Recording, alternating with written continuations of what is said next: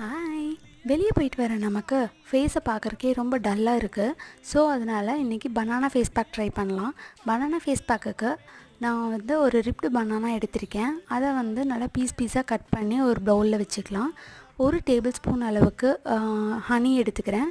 Honey எடுத்ததுக்கப்புறமா ஒரு அரை எலுமிச்சம்பழத்தை இதில் பிழிஞ்சு விட்டுக்கிறேன். அதுக்கப்புறமா இந்த மிக்சரை நல்லா ஸ்மாஷ் பண்ணிவிட்டு நல்லா மிக்ஸ் பண்ணிக்கணும். மிக்ஸ் பண்ணதுக்கப்புறமா நம்ம ஃபேஸை க்ளீனாக வாஷ் பண்ணிவிட்டு இந்த மாதிரி நெக்லையும் ஃபேஸ்லையும் நல்லா அப்ளை பண்ணிவிட்டு இந்த மாதிரி மசாஜ் பண்ணி விடுங்க.